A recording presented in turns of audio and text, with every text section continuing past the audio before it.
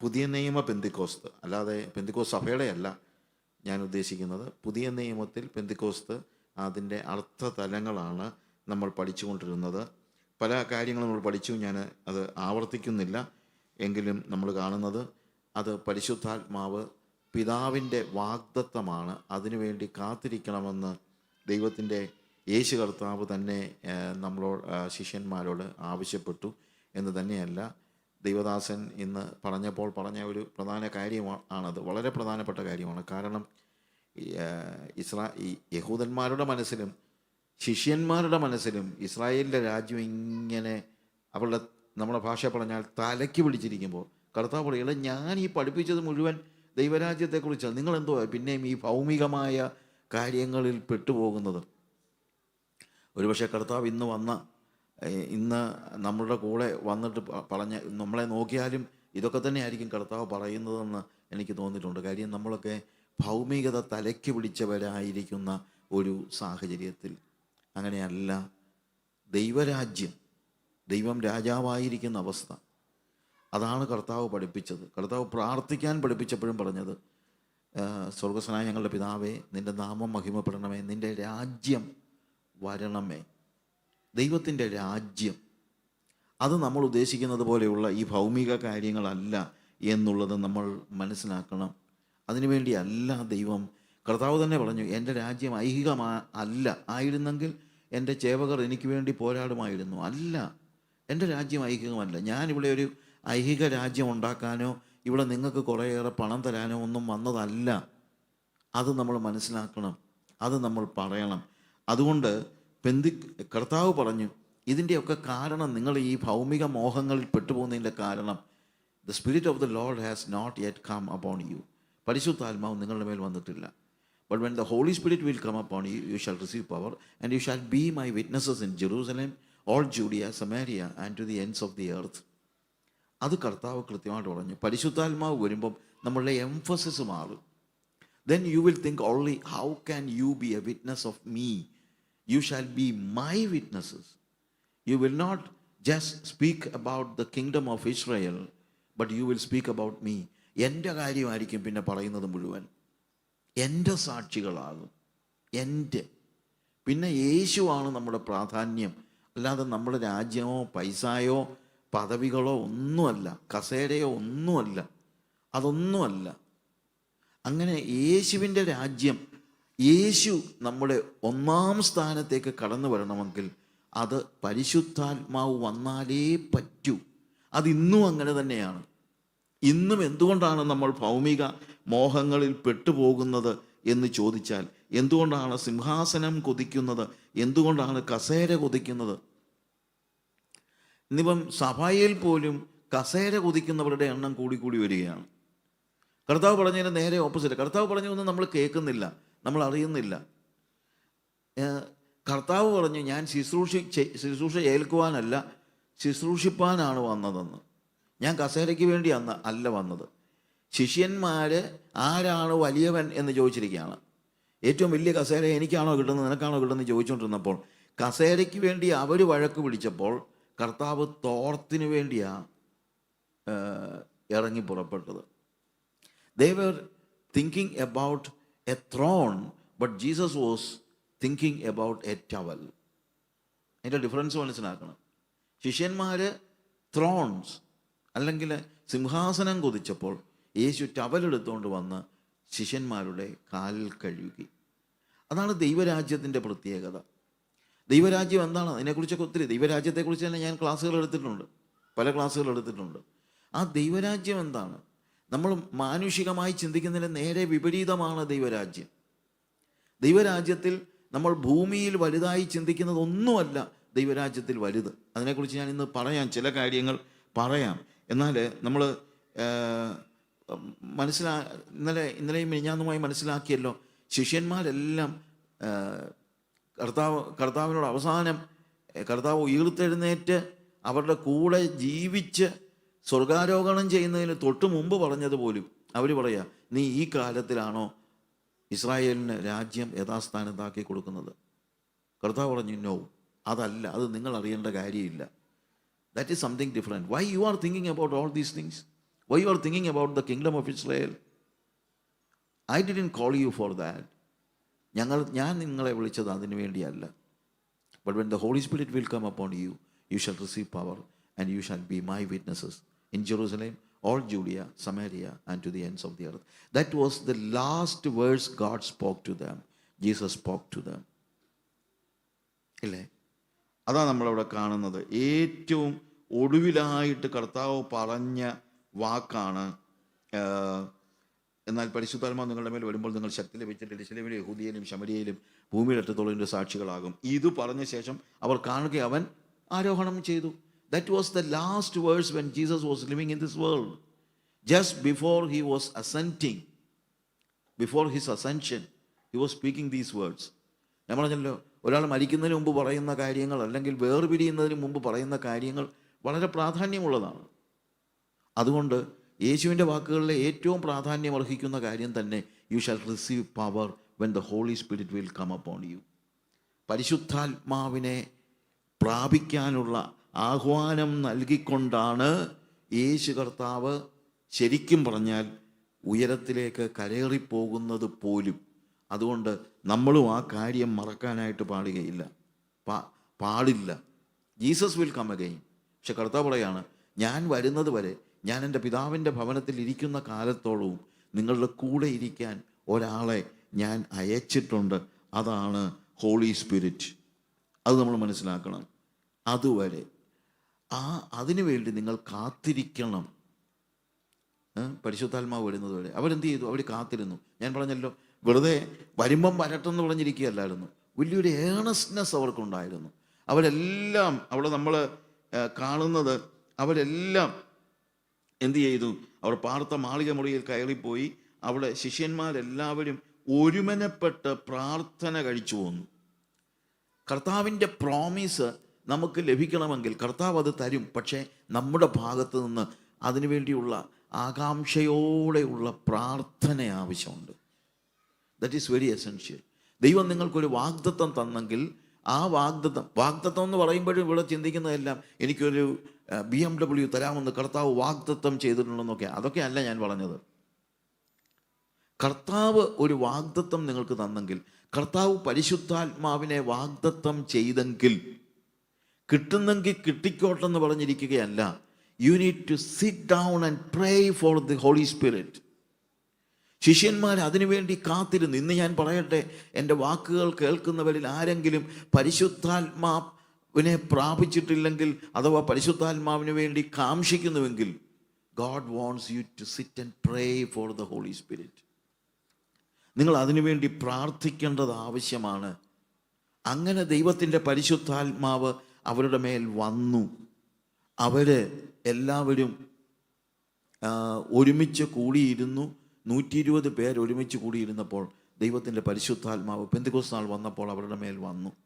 ആ പരിശുദ്ധാത്മാവ് വന്നപ്പോൾ അവർ അന്യഭാഷകളിൽ സംസാരിച്ചു. ആൾക്കാർ വന്നിട്ട് ഇതെന്തോ ആടാ, ഇവരെല്ലാം ഗലീലക്കാരല്ലേ, ഇവനെങ്ങനെയാ 13 ഡിഫറെൻറ്റ് ഭാഷകളിൽ സംസാരിക്കുന്നത് എന്ന് ചോദിച്ചു. പത്രോസ് എഴുന്നേറ്റ് നിന്ന് ആദ്യം ഒരു കോമൺ, അതായത് ഇവർ വീഞ്ഞു കുടിച്ചവരല്ല, അത് ആവശ്യമാണ്, ചിലപ്പം ചില വിശദീകരണങ്ങൾ ആവശ്യമുണ്ട്. അങ്ങനെ ഒരു വിശദീകരണം പറഞ്ഞ് അങ്ങോട്ട് മുന്നോട്ട് പോവുകയല്ല. പ്രത്യുത എന്താണ്? പെട്ടെന്ന് തന്നെ അതിനെ ബിബ്ലിക്കലായിട്ട് അനലൈസ് ചെയ്യാൻ തുടങ്ങി. ബിബ്ലിക്കലായിട്ട് എപ്പോഴും നമ്മുടെ അനുഭവങ്ങൾ വചനത്തിൻ്റെ അടിസ്ഥാനത്തിൽ, നമ്മുടെ അനുഭവങ്ങൾ വചനത്തിൻ്റെ അടിസ്ഥാനത്തിൽ ആളുകൾക്ക് വിശദമാക്കി കൊടുക്കണം. വളരെ അത്യാവശ്യമായ കാര്യമാണത്. എന്നാൽ പഴയ നിയമത്തിലെ ചില വാക്യങ്ങൾ പറഞ്ഞുകൊണ്ട് തുടങ്ങിയെങ്കിലും അവിടെ നിർത്തുന്നില്ല. പിന്നീട് പെട്ടെന്ന് യേശുവിനെക്കുറിച്ചാണ് പറയുന്നത്. യേശുവിനെക്കുറിച്ച് പറഞ്ഞപ്പോൾ യേശുവിൻ്റെ ജീവിതത്തെക്കുറിച്ചും യേശുവിൻ്റെ മരണത്തെക്കുറിച്ചും യേശുവിൻ്റെ ഉയിർപ്പിനെക്കുറിച്ചും എല്ലാം പത്രോസ് കൃത്യമായിട്ട് അവിടെ പറഞ്ഞു. എന്നിട്ട് പറയുകയാണ്, നിങ്ങൾ ക്രൂശിച്ചവനായ ഈ യേശുവിനെ തന്നെ ദൈവം കർത്താവും ക്രിസ്തുവുമാക്കി വെച്ചിരിക്കുന്നുവെന്ന് ഇസ്രായേൽ ഗൃഹം ഒക്കെയും അറിയട്ടെ. നിങ്ങൾ ക്രൂശിച്ച ഈ യേശുവിനെ, നിങ്ങൾ ക്രൂശിച്ചാന്ന് പറഞ്ഞു കഴിഞ്ഞാൽ ഞാൻ ഇന്നലെ പറഞ്ഞു എന്താണ്? It is your sin that crucified Jesus, but Jesus made him as the lord over you. നിങ്ങളുടെ മേൽ കർത്തൃത്വം നടത്തുന്ന, നിങ്ങളുടെ വിധി നിർണയിക്കുന്ന, നിങ്ങൾ ക്രൂശിച്ച ഈ യേശുവിനെ ദൈവം കർത്താവാക്കിയിരിക്കുന്നു, വിധികർത്താവാക്കിയിരിക്കുന്നു. Your destiny is in the hands of God. Your destiny is in the hands of Jesus. യേശുവിൻ്റെ കയ്യിലാണ് നിങ്ങളുടെ ഡെസ്റ്റിനി. ഇതാണ് പ്രസംഗം. That is the Pentecostal preaching. Jesus is Lord. That is the proclamation of പെന്റിക്കോസ്റ്റ്.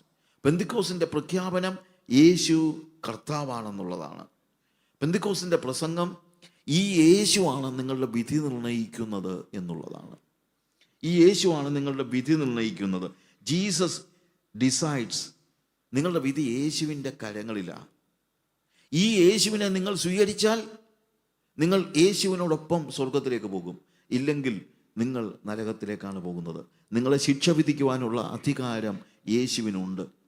ഇത് പ്രസംഗിക്കണം, ഇത് പ്രസംഗിക്കണം. അതാണ് പെന്തിക്കോസ്ത് പ്രസംഗം. അത് ആളുകൾക്ക് ഇഷ്ടപ്പെട്ടാലും ഇഷ്ടപ്പെട്ടില്ലെങ്കിലും. ചിലർ പറയുന്നത്, ഞാൻ ഇന്നലെ പറഞ്ഞല്ലോ, ഒരു വലിയ പ്രീച്ചറാണ്, അയാൾ പറഞ്ഞു, ഞാൻ ആരെയും പാപി എന്ന് വിളിക്കില്ല. ഓ, എന്തൊരു സന്തോഷം! എൻ്റെ സഭയിൽ നിങ്ങളിങ്ങനെ വന്നാൽ മതി. സഭയിൽ ആൾ കൂടുമായിരിക്കും, പക്ഷെ സ്വർഗത്തിലോട്ട് പോകുന്നവരില്ലായിരിക്കും, അല്ലെങ്കിൽ കുറവായിരിക്കും. എല്ലായിടത്തും ഉണ്ടാവും കുറച്ച് പേരൊക്കെ. പക്ഷേ നമ്മൾ മനസ്സിലാക്കണം, സത്യം, സ്നേഹത്തിൽ സത്യം സംസാരിക്കണം. ചിലപ്പം പറയുന്നത് ഇഷ്ടപ്പെട്ടാലും ഇഷ്ടപ്പെട്ടില്ലെങ്കിലും. എം കൃഷ്ണൻ നായർ ഒരിക്കൽ ഒരു ആർട്ടിക്കിൾ എഴുതിയ കൂട്ടത്തിൽ, പണ്ട് ഞാൻ ജേർണലിസം പഠിച്ച കാലത്താണ്, അദ്ദേഹത്തിൻ്റെ ആർട്ടിക്കിളിനകത്ത് അദ്ദേഹം പറഞ്ഞു, ഞാൻ തിരുവനന്തപുരത്ത് പേട്ടയിലൂടെ നടന്നു പോയപ്പോൾ ഒരു ഉപദേശി പ്രസംഗിക്കുക. ഇയാൾ എന്തോ പ്രസംഗിക്കുന്നതെന്ന് അറിയാൻ ഞാൻ അങ്ങോട്ട് ചെല്ലുകയും അയാൾ എന്നെ നോക്കി പറയുക, എടാ പാവി, നിന്റെ ഭാവി യേശുവിൻ്റെ കയ്യിലാന്ന്. അത് കേട്ടത് ഞാൻ എൻ്റെ ജീവനും കൊണ്ട് പോയെന്ന്. പറയുമ്പം നമ്മൾ മൈൽഡായിട്ട് പറയണമെന്നൊക്കെ പറയും. പക്ഷെ ഞാൻ ചിന്തിച്ചു, പിന്നെ എന്തോ വിളിക്കണ്ടേ? ഇതല്ലാതെ എന്തോ? അതല്ലയോ സത്യം? പരിശുദ്ധനായ എം കൃഷ്ണൻ നായർ സാറേ എന്ന് വിളിക്കാൻ പറ്റുമോ? അതൊന്നും പറ്റില്ല. പാപിയെ പാപി എന്നാ വിളിക്കണ്ട. അല്ലാതെ എന്താണ്? Is a sinner and a sinner goes to hell. അതാണ് പെന്തിക്കോസ്തിൻ്റെ പ്രസംഗം. പാപിയുടെ ഭാവി യേശുവിൻ്റെ കയ്യിലാണ്.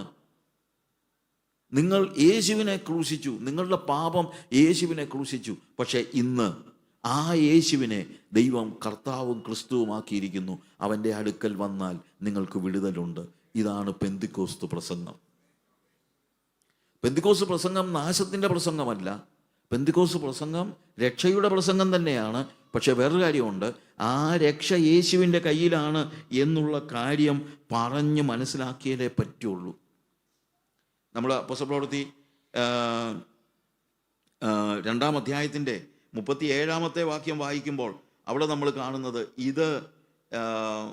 ഇത് കേട്ടിട്ട് അവർ ഹൃദയത്തിൽ കുത്തുകൊണ്ടു. ഇത് കേട്ടിട്ട് അവർ ഹൃദയത്തിൽ കുത്തുകൊണ്ടു. പെന്തിക്കോസ്ത് പ്രസംഗം കേട്ട ഹൃദയത്തിൽ കുത്തുകൊള്ളു. നമ്മൾ പറയുന്നത് അയാളെ കുത്തി പ്രസംഗിക്കുമെന്ന്. പിന്നെന്തോ ചെയ്യണം? തലോടി പ്രസംഗിക്കണോ? അയാളെ സ്നേഹം കൊണ്ടാണ് കുത്തുന്നത്. കുത്തുന്നതെന്ന് പറഞ്ഞു കഴിഞ്ഞാൽ പിച്ചാത്തി കൊണ്ട് കുത്തുകയല്ല. പാപിയെ പാപി എന്ന് വിളിക്കണം. അത് വിളിക്കുന്നത് പാപി എന്നൊന്നും വിളിക്കണമെന്നല്ല ഞാൻ പറഞ്ഞത്. പിന്നെ വേറൊരു കാര്യം പറയുമ്പോൾ എപ്പോഴും നമ്മൾ മനസ്സിലാക്കേണ്ട ഒരു കാര്യമുണ്ട്, മാറി നിന്ന് പറയരുത്. ഒരിക്കൽ US ഈ ജയിൽ പുള്ളികളുടെ ഇടയിൽ സുവിശേഷം പറയാൻ ചാപ്ലൈൻസിനെ ആക്കിയിട്ടുണ്ട്. ഇപ്പോഴത്രയൊന്നും ശക്തമല്ല, പണ്ട്. അങ്ങനെ ഒരു ചാപ്ലൈൻ ഒരുത്തൻ്റെ അടുത്ത് ചെന്ന്, അയാൾ ഒരു തിയോളജി PhD ഒക്കെ ഉള്ള ഒരാളാണ്. ചാപ്ലൈൻ ഈ ഒരു കുറ്റവാളി, ശിക്ഷയ്ക്ക് വിധിക്കപ്പെട്ട ഒരു കുറ്റവാളിയുടെ അടുത്ത് ചെന്ന് സുവിശേഷം പറഞ്ഞു. അയാൾ മരണശിക്ഷയ്ക്ക് വിധിക്കപ്പെട്ട അയാളാണ്, പക്ഷെ അയാൾ സ്വീകരിച്ചില്ല. അപ്പോൾ അവിടെ വർക്ക് ചെയ്യുന്ന ഒരു സാധാരണക്കാരനായ ഒരു വിശ്വാസി ഇദ്ദേഹത്തോട് പറഞ്ഞു, സാറേ ഞാനൊന്ന് പോയി സംസാരിച്ച് നോക്കട്ടെ. എടോ PhD ഉള്ള ഞാൻ പറഞ്ഞിട്ട് അവൻ കേട്ടില്ല, പിന്നാണോ നീ പറഞ്ഞാ കേൾക്കുന്നേ? സാറെന്തോ പറഞ്ഞു? ഞാൻ പറഞ്ഞു, എടാ നീ പാപിയാ, നീ നരകത്തിൽ പോകും എന്ന് ഞാൻ തീർത്തു പറഞ്ഞു.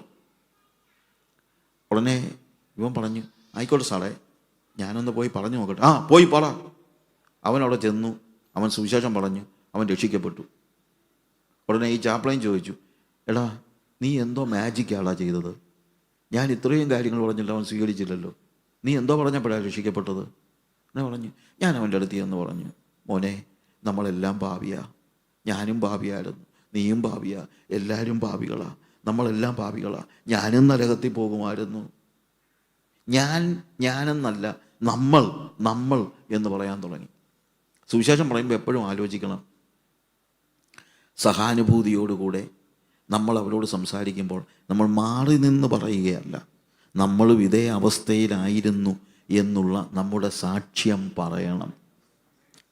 അല്ലാതെ കുത്തി പ്രസംഗിക്കുക എന്ന് പറഞ്ഞു കഴിഞ്ഞാൽ, പക്ഷെ അത് പറഞ്ഞാൽ അവൻ്റെ ഹൃദയത്തിൽ കുത്തുകൊള്ളും. അതുകൊണ്ടെന്താണ്, അവൻ യേശുവിനെ സ്വീകരിച്ചു. മറ്റേ വലിയ PhD കാരൻ പോയി നീ പാപി, നീ നരകത്തിൽ പോകും എന്നൊക്കെ പറഞ്ഞിട്ട് അവന് ശ്രദ്ധിച്ചില്ല. അപ്പം അതുകൊണ്ട് സുവിശേഷം പറയുമ്പോൾ എപ്പോഴും സ്നേഹത്തോടെ പറയണം. സ്നേഹത്തിൽ സത്യം സംസാരിക്കണമെന്നാണ് വേദപുസ്തകത്തിൽ പറയുന്നത്. പക്ഷെ സ്നേഹത്തിൽ കള്ളം പറയരുത്, സ്നേഹത്തിൽ സത്യം സംസാരിക്കണം. ഇത് കേട്ടപ്പോൾ അവരുടെ ഹൃദയത്തിൽ കുത്തുകൊണ്ടു. യേശുവാണ് നിന്റെ വിധി നിർണ്ണയിക്കുന്നത്, നീ നരകത്തിൽ പോകണമോ സ്വർഗത്തിൽ പോകണമോ എന്ന് തീരുമാനിക്കുന്നത് യേശുവാണ്. അതുകൊണ്ട് നീ യേശുവിനെ സ്വീകരിച്ചാൽ നിനക്ക് സ്വർഗത്തിൽ പോകാൻ കഴിയും. ശിക്ഷയല്ല ഇവിടെ, നിനക്ക് രക്ഷിക്കപ്പെടുവാൻ കഴിയും, നിനക്ക് സ്വർഗത്തിലേക്ക് പോകാൻ കഴിയും എന്ന് പറയുന്നതാണ് സുവിശേഷം.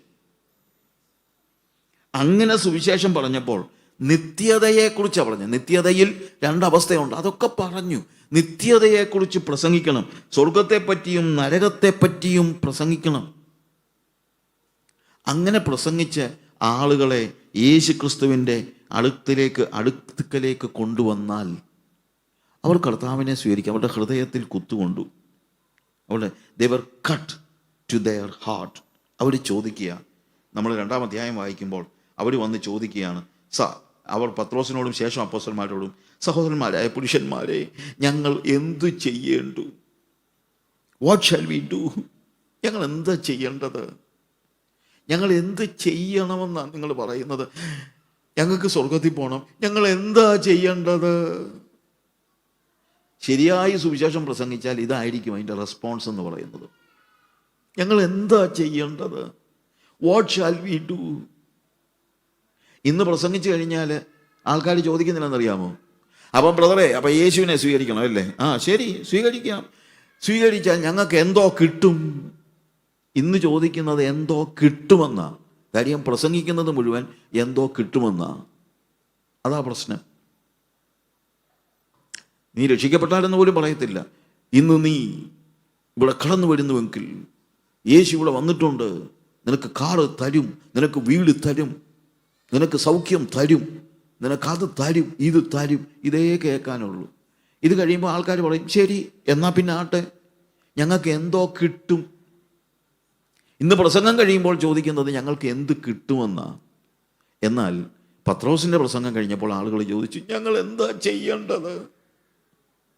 ഈ റെസ്പോൺസ് ഉണ്ടാകണമെങ്കിൽ അങ്ങനെയുള്ള പ്രസംഗമാണ് ആവശ്യം, അല്ലാതെ കിട്ടുന്ന കാര്യം പറഞ്ഞിട്ടുണ്ട്. അതുകൊണ്ട് നമ്മുടെ പ്രസംഗങ്ങളൊക്കെ മാറ്റണം. നമ്മുടെ പ്രസംഗങ്ങൾ മാറ്റണം. യേശു കർത്താവ് പ്രസംഗിച്ചോളും, പത്രോസ് പ്രസംഗിച്ചപ്പോൾ ഈ പ്രോസ്പെരിറ്റി, ഇവരാരെങ്കിലും പ്രോസ്പെരിറ്റി പ്രസംഗിച്ചോ? That is my question. അപ്പോസ്തലന്മാരാരും പ്രോസ്പെരിറ്റി പ്രീച്ചേഴ്സ് അല്ല. ഹീലിംഗ് പ്രീച്ചിങ് പോലും കർത്താവ് രോഗികളെ സൗഖ്യമാക്കിയെങ്കിലും നിങ്ങൾ എൻ്റെ അടുത്ത് വന്നാൽ നിങ്ങളെ ഞാൻ സൗഖ്യമാക്കും. ഞാൻ ചോദിച്ചോട്ടെ, പെന്തക്കോസ്ത് നാളിൽ 3000 പേര് രക്ഷിക്കപ്പെട്ട് സ്നാനപ്പെട്ടു. അപ്പോൾ 5000 പേരെങ്കിലും വന്ന് കാണുമല്ലോ. പത്രോസ് പറഞ്ഞു, those who are sick come forward, those who are sick come forward എന്ന് പറഞ്ഞു. ഞാൻ ടാൻസാനിയയിൽ ഒരു ചർച്ചിൽ കണ്ടിന്യൂസ് ആയിട്ട് പോവുകയും ക്ലാസ് എടുക്കുകയും ചെയ്യുമായിരുന്നു. അപ്പം എനിക്ക് അന്ന് ട്രാൻസ്ലേറ്റ് ചെയ്തുകൊണ്ടിരുന്ന പീറ്റർ ബുസേന എന്ന് പറഞ്ഞ ഒരു പയ്യനല്ല, അവന് MBA പഠിക്കുക, ബിസിനസ് മാനേജ്മെൻറ്റ് പഠിക്കുക. അപ്പോൾ അവിടെ ടാൻസാനിയയിൽ ഡാറസലാമിൽ തന്നെ അവൻ്റെ കൂടെ ഒരു ഇംഗ്ലീഷുകാരി പെങ്കൊച്ച് പഠിക്കുന്നുണ്ട്. അപ്പോൾ അവളോട് ഇവൻ പറഞ്ഞു, നീ അടുത്ത ആഴ്ച ഞങ്ങളുടെ ചർച്ചിൽ വാ, ഒരു ഇന്ത്യക്കാരനാണ് പ്രസംഗിക്കുന്നത്, അയാളാകുമ്പോൾ ഇംഗ്ലീഷിലാണ് പ്രസംഗിക്കുന്നത്, നിനക്ക് മനസ്സിലാകും. കാര്യം അവൾക്ക് സ്വാഹിലി അറിയത്തില്ല. എന്നാൽ ഇവള് ചോദിച്ച ചോദ്യം എന്താ? Church, why should I come to church? I am not sick. ഞാൻ എന്തിനാ പള്ളി വരുന്നത്? എനിക്ക് രോഗമൊന്നുമില്ലല്ലോ. കാര്യം ഒരു പ്രാവശ്യം ഇവൾ പള്ളിയിൽ പോയി ചെന്ന് കഴിഞ്ഞപ്പോൾ അവിടെ പറഞ്ഞു those who are sick come forward, those who are sick come forward, അതേ പറഞ്ഞുള്ളൂ. അപ്പോൾ അവൾ ചിന്തിച്ചു ഇവിടെ വരുന്നവരെല്ലാം രോഗികളാണെന്ന്. രോഗികൾക്ക് വേണ്ടിയുള്ളതാണ് സുവിശേഷം എന്ന രീതിയിലാണ് പലരുടെയും പ്രസംഗങ്ങൾ. പക്ഷെ പത്രോസ് 3000 പേര്, 5000 പേരെന്ന് കൂട്ടിക്കോ, അല്ലെ 3000 പേര് എന്താണെങ്കിലും ഉണ്ടല്ലോ, 3000 പേര് വന്ന് നിന്നപ്പോൾ രോഗികളെ വിളിക്കുകയായിരുന്നോ? അല്ല. ആരോടെങ്കിലും പറഞ്ഞോ നിങ്ങൾക്ക് ദൈവം ഒരു കുതിരയെ തരും, നിങ്ങൾക്ക് ദൈവം ഒരു കാർ, അന്ന് കാറില്ല, കുതിരയെ തരും, അല്ലെങ്കിൽ ദൈവം നിങ്ങൾക്ക് വലിയ കൊട്ടാരം പോലൊരു വീട് തരും, എന്തെങ്കിലും പ്രോസ്പെരിറ്റി ഈ പെന്തിക്കോസ്ത് പ്രസംഗത്തിൽ ഉണ്ടായിരുന്നോ? നിങ്ങൾ തന്നെ പറ. രോഗികൾക്ക് വേണ്ടി പ്രാർത്ഥിക്കും, ഞാനും പ്രാർത്ഥിക്കും. രോഗികൾ എൻ്റെ അടുത്ത് വന്നാൽ ഞാൻ പ്രാർത്ഥിക്കുന്നുണ്ട്, മിക്കവരും സൗഖ്യമാകുന്നുമുണ്ട്. ഞാൻ ഒരു കാര്യം പറയാം, ക്രൂസൈഡിൽ നടക്കുന്നതിനേക്കാൾ കൂടുതൽ അത്ഭുതങ്ങൾ മിഷൻ ഫീൽഡിൽ നടക്കുന്നുണ്ട്. അവരിതൊക്കെ വിളിച്ചു പറഞ്ഞുകൊണ്ട് നടക്കുന്നില്ലെന്നുള്ളതേ ഉള്ളൂ. ഞങ്ങൾക്കറിയാം, ഞങ്ങളുടെ കൂടെ വർക്ക് ചെയ്യുന്നവരുടെയൊക്കെ അനുഭവങ്ങൾ ഞങ്ങൾക്കറിയാം, പ്രാർത്ഥിച്ച് സൗഖ്യമാകുന്നത്. അപ്പം ഞാൻ പ്രാർത്ഥിച്ച് സൗഖ്യം പ്രാപിക്കുന്നതിനെതിരെ പറയുകയല്ല, പക്ഷേ പ്രസംഗിക്കുന്നത് രോഗസൗഖ്യമല്ല. ഇനി രോഗസൗഖ്യം കിട്ടിയെന്ന് പറഞ്ഞുകൊണ്ട് ആരും സ്വർഗത്തിൽ പോകണമെന്ന് നിർബന്ധമൊന്നുമില്ല. പാപമോചനം പ്രാപിച്ചാലേ സ്വർഗത്തിൽ പോകത്തുള്ളൂ. ഹല്ലേലൂയ. ഞങ്ങൾ എന്ത് ചെയ്യണം, ഞങ്ങൾ എന്ത് ചെയ്യേണ്ടു? എന്തോ പത്രോസ് പറയുന്നത്, അങ്ങനെ നിങ്ങളൊന്നും ചെയ്യേണ്ട കാര്യമില്ല. പിന്നെ ഈ മുന്നേ വെച്ചിരിക്കുന്ന സ്തോത്രകാഴ്ച പാത്രത്തിൽ നിങ്ങൾ കൊണ്ടുപോയി നിങ്ങളുടെ അർപ്പിച്ചാട്ടെ.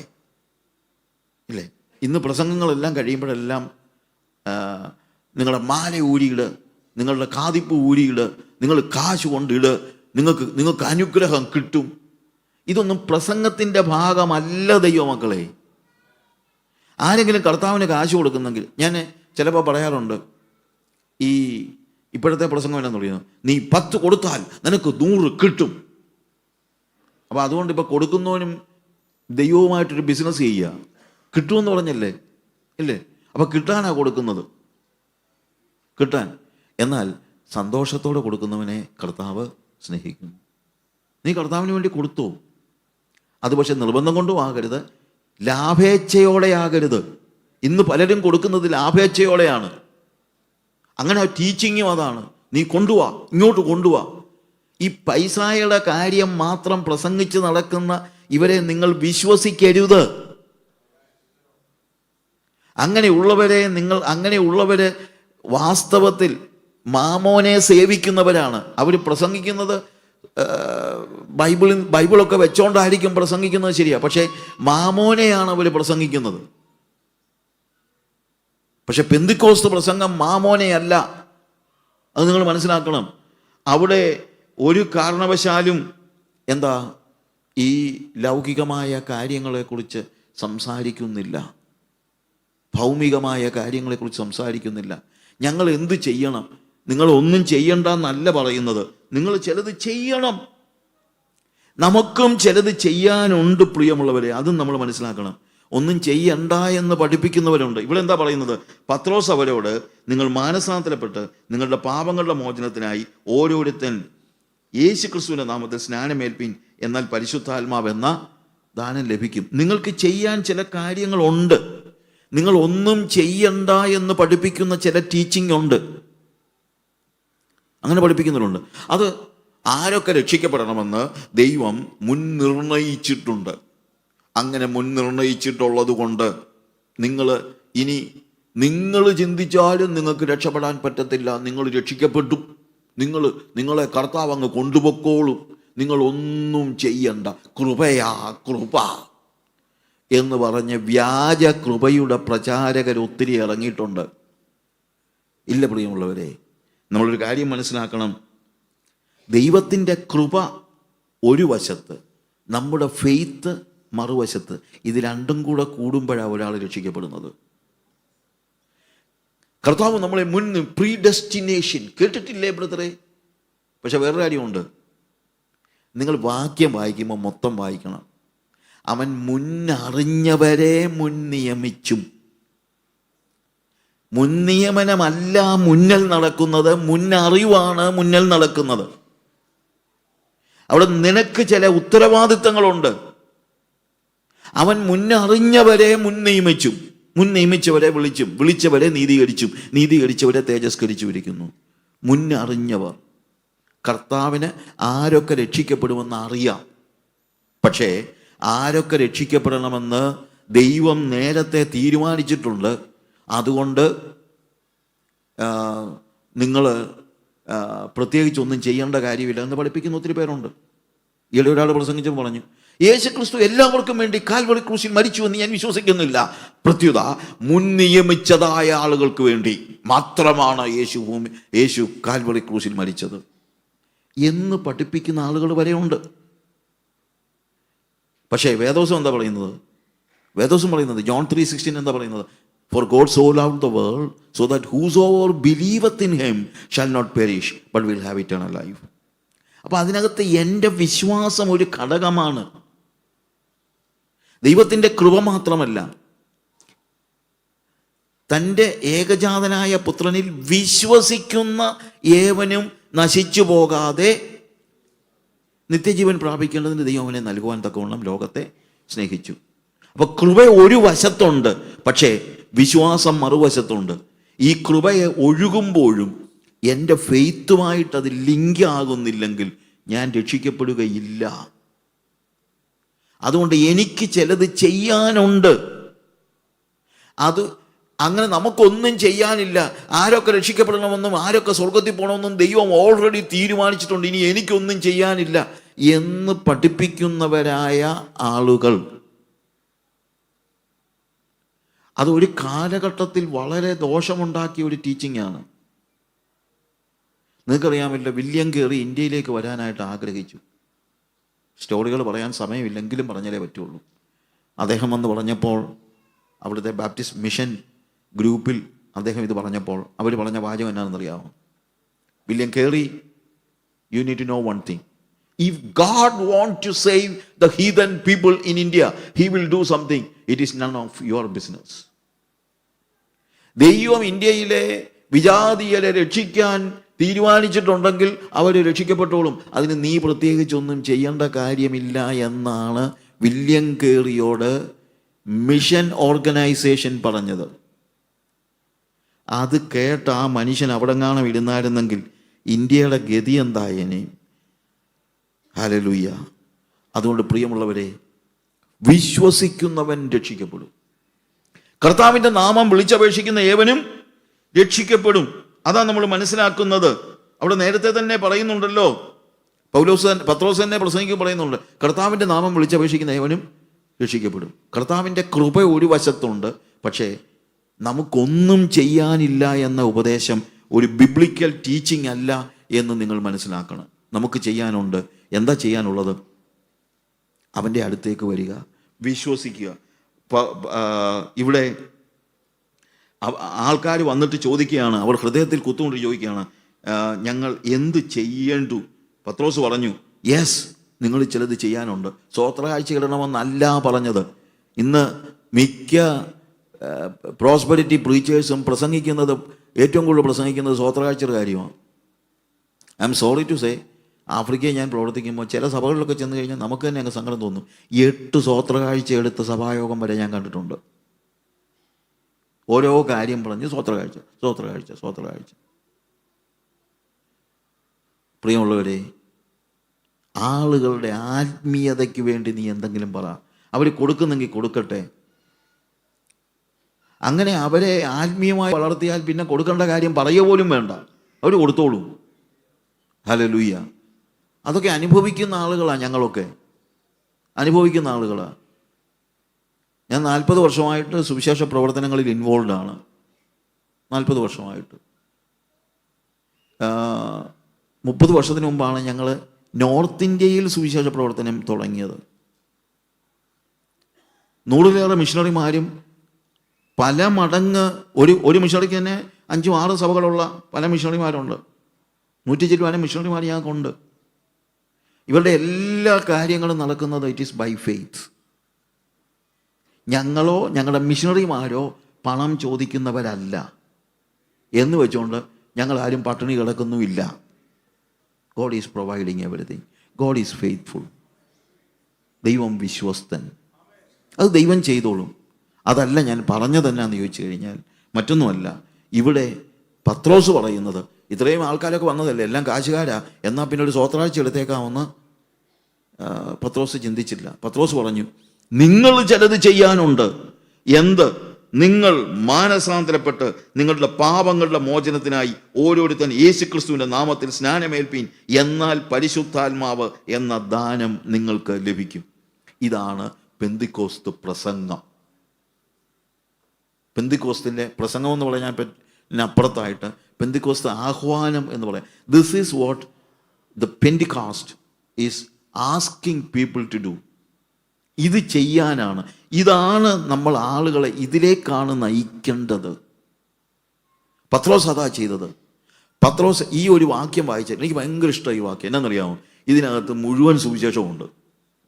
ഇതിനകത്ത് മുഴുവൻ സുവിശേഷവും ഉണ്ട്. അതാ ഒന്നാമത്, നിങ്ങൾ മാനസാന്തരപ്പെടണം. 2, നിങ്ങളുടെ പാപങ്ങളുടെ മോചനം നടക്കണം. 3, സ്നാനമേൽക്കണം. 4, നിങ്ങൾക്ക് പരിശുദ്ധാത്മാവ് എന്ന ദാനം ലഭിക്കും. രക്ഷയും സ്നാനവും പരിശുദ്ധാത്മ സ്നാനവും എല്ലാം ഉൾക്കൊള്ളിച്ചിരിക്കുന്ന ഒറ്റ വാക്കിൽ ഇത് മുഴുവൻ പറഞ്ഞിരിക്കുക. പ്രിയമുള്ളവരെ, ഇത് നിങ്ങളൊരു 50 പ്രാവശ്യം അങ്ങ് വായില് വേദവസം വായിക്കാൻ പഠിക്കുക. ഇത് കാണാതെ പഠിക്കുക. നിങ്ങൾ മാനസാന്തരപ്പെട്ട്, ആദ്യം പറയാണ്, yes you need to do something. What is it? You need to turn back. ഇപ്പം നിങ്ങൾ പോകുന്ന മെറ്റനോയിയ എന്നുള്ള വാക്ക്, അതിനെക്കുറിച്ചൊക്കെ ഞാൻ ക്ലാസ്സുകൾ എടുത്തിട്ടുണ്ട്. മെറ്റനോയിയ എന്ന വാക്ക് ഇപ്പോൾ പോകുന്ന വഴിയിൽ നിന്ന് തിരിയുക എന്നാണ്. നേരെ ഓപ്പോസിറ്റ് ഡിറക്ഷനിലേക്ക് നടക്കുക. ഇപ്പം നിങ്ങൾ ദൈവത്തിന് പുറംതിരിഞ്ഞാണ് നടക്കുന്നത്. അങ്ങനെ ദൈവത്തിന് പുറംതിരിഞ്ഞ് നടക്കുന്നവൻ നരകത്തിലേക്കാണ് പോകുന്നത്. ഇതെല്ലാം ഈ ഒരൊറ്റ വാക്കിനകത്തുള്ളതാണ്. You have turned your back towards God. God is in your back. So you are going towards hell. നിങ്ങൾ അറിഞ്ഞാലും അറിഞ്ഞില്ലെങ്കിലും നിങ്ങൾ നരകത്തിലേക്കാണ് പോകുന്നത്. Because God is not on, you are not face to face with God. Eden തോട്ടത്തിൽ ആദ്യം ദൈവം മനുഷ്യനും face to face ആയിരുന്നു. എന്നാൽ പാപം ചെയ്ത് കഴിഞ്ഞപ്പോൾ അവൻ തിരിഞ്ഞു. നേരത്തെ ദൈവം ഇവിടെ ആയിരുന്നു, അവൻ ദൈവവുമായിട്ട് ഫേസ് ടു ഫേസ് ആയിരുന്നു. പക്ഷെ പാപം ചെയ്ത് കഴിഞ്ഞപ്പോൾ അവൻ തിരിഞ്ഞു. Just opposite. ദൈവം പുറകിലായി. And he was walking in the path of sin. പാപത്തിൻ്റെ വഴിയിൽ നടന്നു. അവസാനം എന്താണ്? പാപത്തിൻ്റെ ശമ്പളം മരണം, നരകം. അങ്ങനെ പോകുന്ന ജനതയോട് പറയാണ്, you are walking just opposite to God's face. ദൈവത്തിൻ്റെ മുഖത്തിന് പുറംതിരിഞ്ഞാണ് നിങ്ങൾ നടക്കുന്നത്. തിരിയുക. നിങ്ങൾ മാനസാന്തരപ്പെടണം. മെറ്റനോയിയ, പോകുന്ന വഴിയെ പോകുന്നവൻ രക്ഷിക്കപ്പെടുകയില്ല. നിങ്ങൾ സുവിശേഷം പറയുമ്പോൾ പറയേണ്ട ഏറ്റവും ഒന്നാമത്തെ കാര്യം അതാണ്. You need a change, you need a transformation, you need to see. ഒരു വലിയ രൂപാന്തരീകരണം ആവശ്യമാണ്. നീ പോകുന്ന വഴിയെ ഇനി പോകാൻ പാടില്ല. നീ കൈപൊക്കിയാലും സ്നാനപ്പെട്ടാലും എന്തോ ചെയ്താലും നീ പൊക്കോണ്ടിരിക്കുന്ന വഴിയെ പിന്നെ നീ പോയാൽ നീ നരകത്തിലേ പോകത്തുള്ളൂ. ഇതാണ് പെന്തിക്കോസ്തിൻ്റെ സന്ദേശം. You turn back. അത് പഠിപ്പിക്കുക, അത് പറ. ഇവിടെ ഇരിക്കുന്നവരോട് ഞാൻ പറയട്ടെ, നിങ്ങളുടെ സഭയിൽ എത്ര ആക്റ്റീവാണെന്ന് പറഞ്ഞാലും ഇപ്പോഴും നിങ്ങൾ പഴയ വഴിയിലാണ് നടക്കുന്നതെങ്കിൽ നിങ്ങൾ നരകത്തിലേക്കുള്ള പാതയിലാണ്. ഇത് പെന്തിക്കോസ്തുകാരോട് ഉൾപ്പെടെയാണ് ഞാൻ പറയുന്നത്, അല്ലാതെ പുറത്തുള്ളവരോട് മാത്രമല്ല. പുറത്തുള്ളവരോട് ഉണ്ടില്ലെന്നല്ല. പക്ഷേ ഞാൻ പറയട്ടെ, ഏത് സഭക്കാരാണെന്ന് പറഞ്ഞാലും എത്ര ആക്റ്റീവാണെന്ന് പറഞ്ഞാലും പ്രസംഗിക്കുന്നവനോടുമാണ് പറയുന്നത്. Even if you are a preacher, even if you are a singer, even if you are a prophet, if you do not live the life of God, ഒരു ഹോളി ലിവിങ് ഇല്ലെങ്കിൽ നീ സ്വർഗത്തിൽ പോകത്തില്ല. ഇത് സഭകൾക്കകത്ത് പഠിപ്പിക്കണം. സുവിശേഷം സഭകളിൽ പ്രസംഗിക്കേണ്ട ഒരു കാലഘട്ടത്തിലാണ് വന്നിരിക്കുന്നത്. ഞാൻ കഴിഞ്ഞിടെ തൃശ്ശൂർ ഒരു മീറ്റിങ്ങിന് പ്രസംഗിച്ചപ്പോൾ ഒരാൾ എൻ്റെ അടുത്ത് വന്ന് പറഞ്ഞു, സാറേ 15 വർഷം മുമ്പ് ഞങ്ങളുടെ സഭയിൽ സാറ് വന്ന് പ്രസംഗിച്ചായിരുന്നു.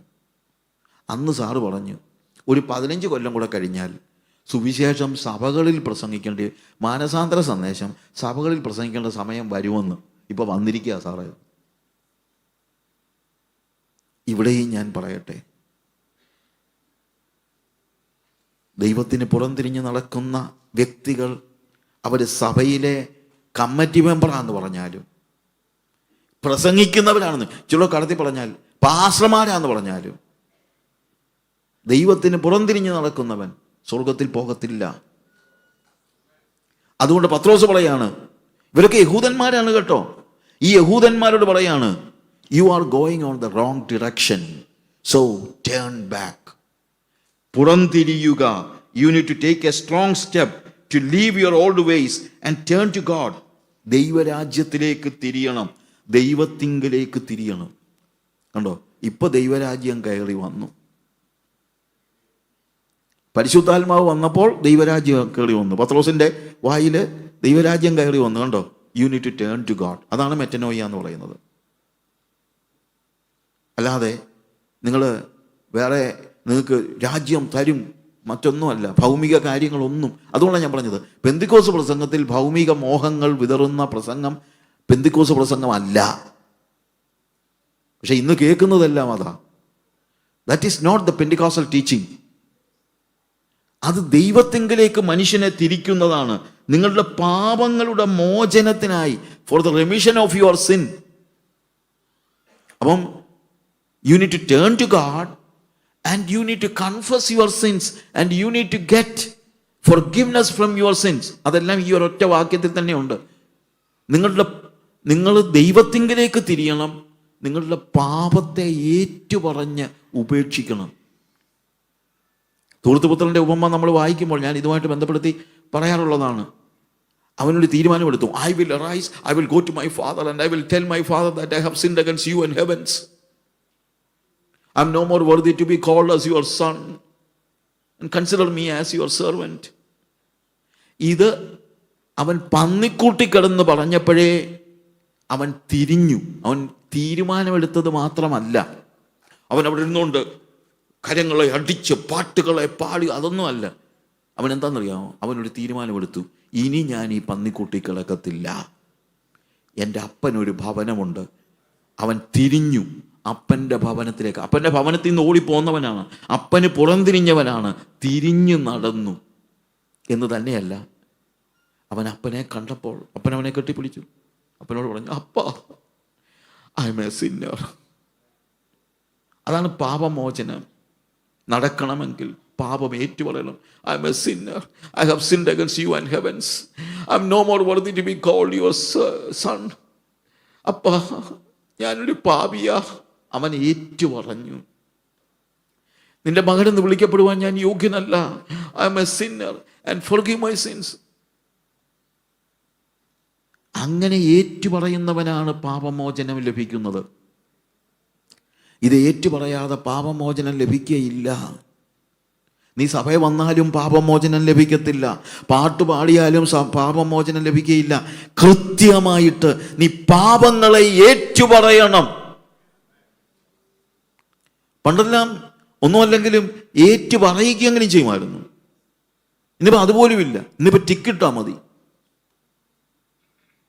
അല്ലേ? കാർഡ് കൊടുത്തിരിക്കുക, ടിക്കിടുക. ഞാൻ ഒരു ക്രൂസുകൾ കഴിഞ്ഞപ്പോഴത്തേക്ക് അവിടുത്തെ ചർച്ചിലെ മെമ്പേഴ്സിനോട് ചോദിച്ചു, നിങ്ങൾ എത്ര പേര് രക്ഷിക്കപ്പെട്ടു? 248 പേര്. 3000 പേരുണ്ടായിരുന്ന ഒരു മീറ്റിംഗാണ്. ഞാൻ ചോദിച്ചു, നിങ്ങളെങ്ങനെ അറിയുന്നത്? അത് 248 പേര് ടിക്കറ്റിട്ടുണ്ട്, ഐ അക്സെപ്റ്റ് ജീസസ്. വന്നത് മിക്കവാറും ക്രിസ്ത്യാനികളാണ്. അവനോട് ടിക്കറ്റ്. ഞാൻ ചോദിച്ചു, എത്ര പേര് സഭയിൽ വന്നു? 3 പേര്. അവരെന്ത് ചെയ്യേ? അവരങ്ങ് പോയി. ഒറ്റ ഒരാളും വന്നില്ല. ടിക്കിടുന്ന പരിപാടിയാ. അങ്ങനെ ടിക്കറ്റല്ല ഒരുത്തൻ രക്ഷിക്കപ്പെടുന്നത്. പാപം ഏറ്റുപറയണം, പാപം ഏറ്റുപറഞ്ഞ് ഉപേക്ഷിക്കണം. തൻ്റെ ലംഘനങ്ങളെ മറയ്ക്കുന്നവന് ശുഭം വരികയില്ല, അവയെ ഏറ്റുപറഞ്ഞ് ഉപേക്ഷിക്കുന്നവന് കരുണ ലഭിക്കും. അവയെ ഏറ്റുപറയുക മാത്രം പോരാ, ഉപേക്ഷിക്കണം. അതാണ് പത്രോസ് ഇവിടെ പറയുന്നത്. നിങ്ങളുടെ പാപങ്ങളുടെ മോചനത്തിനായി, റെമിഷൻ ഓഫ് യുവർ സിൻസ്, മോചനം നടക്കണം. ഇനി പാപത്തിൽ നിങ്ങൾ തുടരുവാൻ പാടില്ല. അതിനെ വിട്ടുകളയണം, ഉപേക്ഷിച്ച് കളയണം. You need to turn to God. മാനസാന്തരപ്പെടണം, പാപങ്ങളെ ഉപേക്ഷിക്കണം, ഏറ്റുപറഞ്ഞ് ഉപേക്ഷിക്കണം, പാപത്തിൻ്റെ മോചനം പ്രാപിക്കണം. അതാണ് പെന്തിക്കോസ് പ്രസംഗം. പെന്തിക്കോസ് പ്രസംഗം പാപമോചനത്തിൻ്റെ സന്ദേശമാണ്. ഞാനിത് പറയുന്നത് നിങ്ങളൊക്കെ അത് പ്രസംഗിക്കണം. ഒരാളോട് സുവിശേഷം പറയുമ്പോഴും ഇതെല്ലാം പറയണം. അല്ലാതെ മോനെ നിനക്കൊരു മനസമാധാനം ഉണ്ടാകണമെങ്കിൽ വാടാ, ഞങ്ങളുടെ സഭയെ വാടാ, നിനക്കൊരു മനസമാധാനം ഉണ്ടാകുന്നു. മനസമാധാനം യോഗ ചെയ്യുമ്പോഴും ഉണ്ടാകുമെന്ന് അവർ പറയുന്നത് എനിക്കറിയത്തില്ല. യോഗയ്ക്കൊന്നും പോയേക്കല്ലോ കേട്ടോ, ഉള്ള സത്യം ഞാൻ പറഞ്ഞേക്കാം. അഹം ബ്രഹ്മാസ്മി എന്ന് പഠിപ്പിക്കുന്നതാണ്, ഞാൻ ദൈവമാണെന്ന് പഠിപ്പിക്കുന്നതാണ് യോഗ. അത് ടോട്ടലി നോൺ ബിബ്ലിക്കലാണ്. അത് എക്സസൈസാണെന്ന് പറഞ്ഞല്ലോ ഇപ്പോൾ പിള്ളേർ അതിനൊക്കെ പോകുന്നുണ്ട്. അത് എക്സസൈസ് ഒന്നുമല്ല, that is totally non biblical. അങ്ങോട്ട് പോകരുത്. പക്ഷേ ഞാൻ പറഞ്ഞതെന്ന് ചോദിച്ചു കഴിഞ്ഞാൽ മറ്റൊന്നുമല്ല, യഥാർത്ഥത്തിലുള്ള മാനസാന്തരവും പാപമോചനവും മറ്റൊരു മതത്തിലും പഠിപ്പിക്കുന്നില്ല. അത് യേശുവിൽ മാത്രമേ ഉള്ളൂ. അത് നിങ്ങൾ ഒരാളോട് സുവിശേഷം പറഞ്ഞാലും ഈ പാപമോചനത്തിൻ്റെ സന്ദേശം നിങ്ങൾ പറയണം, പഠിപ്പിക്കണം. എന്നിട്ട് പറയുന്നത് എന്താണ്? നിങ്ങൾ ഓരോരുത്തരും നിങ്ങളുടെ പാപങ്ങളുടെ മോചനത്തിനായി യേശുക്രിസ്തുവിൻ്റെ നാമത്തിൽ സ്നാനമേറ്റ്. യേശുക്രിസ്തുവിൻ്റെ നാമത്തിൽ എന്ന് പറഞ്ഞാൽ യേശുവിൻ്റെ നാമത്തിൽ എന്നുള്ള അർത്ഥത്തിലല്ല, യേശുവിനോട് ചേരുവാൻ സ്നാനമേറ്റെന്നുള്ള അർത്ഥമാണ്. കാര്യം ഇവർക്ക് പിതാവിനെയും പുത്രനെയും ഒക്കെ അറിയാം, പിതാവിനെയും പരിശുദ്ധാത്മാവിനെ അറിയാം, പക്ഷേ യേശുവിനെ അറിയില്ല. അതുകൊണ്ട് പറയാണ്, you need to join with Christ. യേശുവിനോട് ചേരുവാൻ you need to get baptized. അതൊത്തിരി സ്നാനത്തെക്കുറിച്ചൊക്കെ നമ്മൾ പഠിക്കണം. ഇത് ടീച്ചിങ് ഇല്ലാതെ വരികയാണ്. ഞാനൊക്കെ വിശ്വാസത്തിൽ വന്നപ്പോൾ അപ്പച്ചന്മാരുണ്ടായിരുന്നു. ഞാൻ കഴിഞ്ഞ ദിവസം പറഞ്ഞതാണ്, എനിക്ക് ഒത്തിരി അപ്പച്ചന്മാരുണ്ടായിരുന്നു. ടി ജി ഉമ്മച്ചൻ അപ്പച്ചൻ, ജോർജ് ഓളീസ് അപ്പച്ചൻ, നമ്മളുടെ വി ടി ജോസഫ് അപ്പച്ചൻ, നമ്മുടെ വിൽസൺ ജോസഫ് പാസ്റ്ററുടെ ഫാദർ, അവരൊക്കെ എന്നെ പഠിപ്പിച്ചേ. അവരൊക്കെ വളരെ കൃത്യമായി പഠിപ്പിച്ചവരാ. അതുകൊണ്ടാണ് ഞാൻ പറഞ്ഞത്. എന്നിട്ട് പറയുകയാണ്, നിങ്ങൾ മാനസാന്തരപ്പെടണം, പാപങ്ങൾ ഏറ്റുപറഞ്ഞ് ഉപേക്ഷിക്കണം, സ്നാനമേൽക്കണം. അങ്ങനെയെങ്കിൽ you will receive the gift of the Holy Spirit. പറയുന്നതെന്നറിയാമോ? അങ്ങനെ മാനസാന്തരപ്പെട്ടു വന്നാലും നിനക്ക് ഇനി തനിയെ ജീവിക്കാൻ കഴിയില്ല. നിന്റെ സ്വന്തം ശക്തി കൊണ്ട് ജീവിക്കാൻ കഴിയില്ല. You need the work, you need the power of the Holy Spirit. Holistic ആയിട്ടുള്ള സമ്പൂർണമായ സുവിശേഷമാണ് ഈ വാക്യത്തിൽ നമ്മൾ കാണുന്നത്. സമ്പൂർണ്ണ സുവിശേഷം. എന്നിട്ട് അതിനോട് ചേർന്ന് പറയുന്നതായ ഒരു കാര്യം എന്താണെന്നറിയാമോ? അതിൻ്റെ പത്രോസ് അവരോട്, നിങ്ങൾ മാനസാന്തരപ്പെട്ട് നിങ്ങളുടെ പാപങ്ങളുടെ മോചനത്തിനായി ഓരോരുത്തരും യേശുക്രിസ്തുവിൻ്റെ നാമത്തിൽ സ്നാനമേൽപ്പീൻ, എന്നാൽ പരിശുദ്ധാത്മാവെന്ന ദാനം ലഭിക്കും. വാഗ്ദത്തം നിങ്ങൾക്ക് നിങ്ങളുടെ മക്കൾക്ക് നമ്മുടെ ദൈവമായ കർത്താവ് വിളിച്ചു വരുത്തുന്ന ദൂരശ്രേയവർക്കുള്ളതല്ലോ. മറ്റ് പല വാക്കുകളാലും അവൻ സാക്ഷ്യം പറഞ്ഞു, അവരെ പ്രബോധിപ്പിച്ചു. ഈ വക്രതയുള്ള തലമുറയിൽ നിന്ന് രക്ഷിക്കപ്പെടുവീൻ എന്ന് പറഞ്ഞു. നോക്ക്, ഇതെല്ലാം പറഞ്ഞിട്ട് പറയുന്നതെന്നറിയാമോ? ഈ വക്രതയുള്ള തലമുറയിൽ നിന്ന് രക്ഷിക്കപ്പെടുവീൻ. എന്താ അതിൻ്റെ അർത്ഥം? നീ പാപമോചനം പ്രാപിച്ചു എന്നുള്ളത് ശരിയാണ്, പക്ഷെ ഇനിയും ഈ വക്രതയുള്ള തലമുറയുടെ ചിന്തകളിലേക്ക് നീ പോകരുത്. ലോകത്തിലേക്ക് നീ മടങ്ങിപ്പോകരുത്. You need to see that you are separating yourself. അവര് സുവിശേഷം പറഞ്ഞു, സുവിശേഷം പറയണം, സ്വീകരിക്കുന്നവർ രക്ഷിക്കപ്പെടണം, സ്നാനപ്പെടണം. പക്ഷെ വേറൊരു കാര്യമുണ്ട്.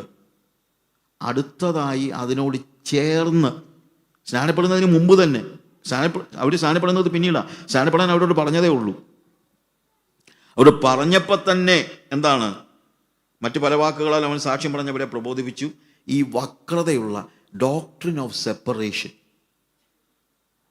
പെന്തിക്കോസ്തിൻ്റെ ഡോക്ട്രിൻസിലെ ഏറ്റവും പ്രധാനപ്പെട്ട ഒന്നാണ് വേർപാടിൻ്റെ ഉപദേശം. നമ്മുടെ പിതാക്കന്മാരൊക്കെ നന്നായിട്ട് പഠിപ്പിച്ചതാണ് വേർപാടിൻ്റെ ഉപദേശം. എന്താണ് വേർപാട്?